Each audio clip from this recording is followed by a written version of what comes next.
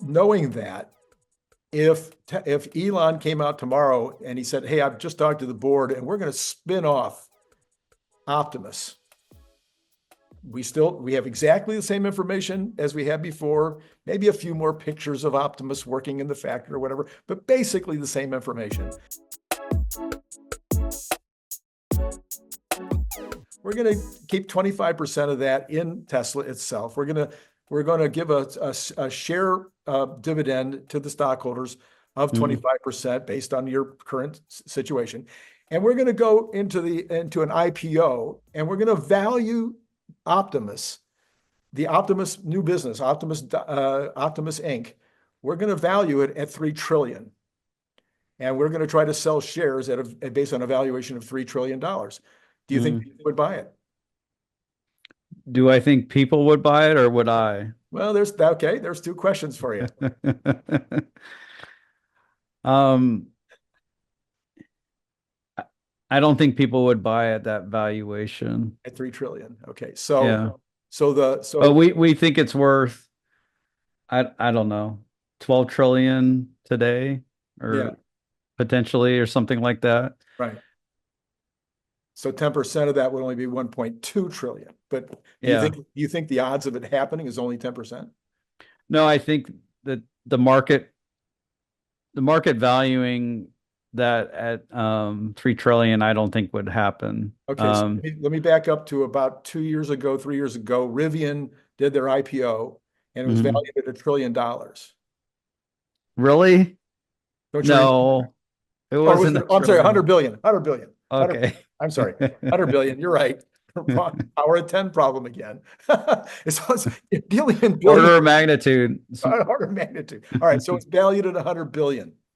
So Optimus has got to be worth more than Rivian's 100 billion at that time, since they had no factory and no running vehicles.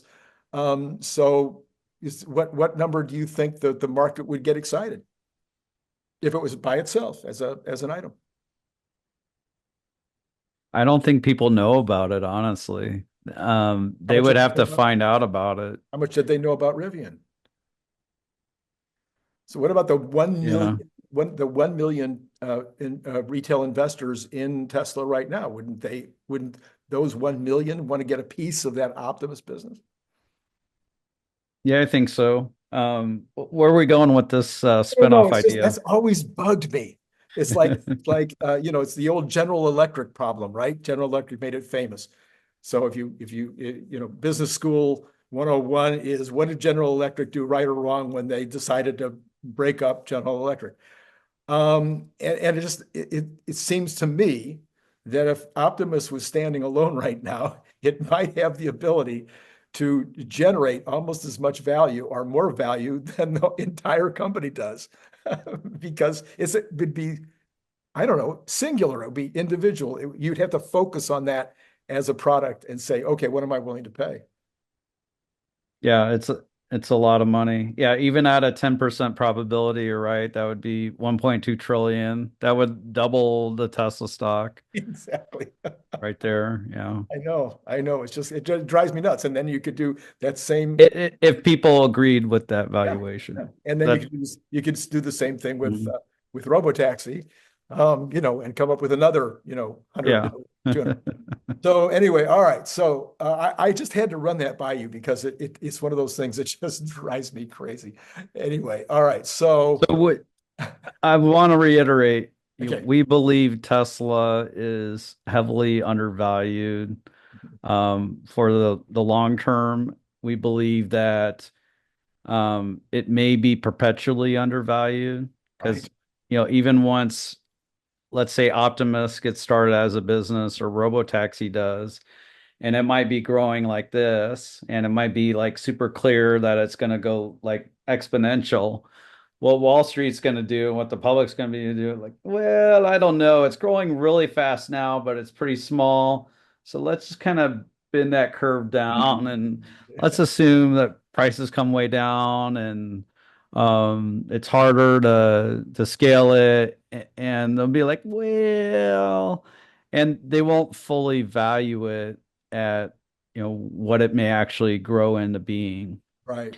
And so what we're doing is a bit of a dangerous game where we believe Tesla's very undervalued, but we're choosing to trim it when we hit these psychological or these highs in sentiment.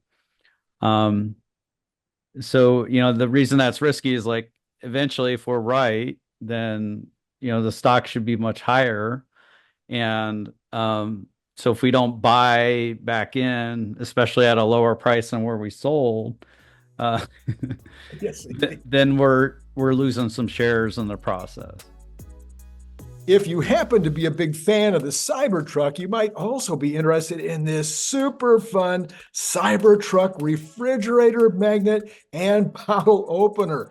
It is made out of super thick stainless steel, just like the Cybertruck, and it has this giant magnet on the back, so it's going to hold a lot of stuff on your refrigerator.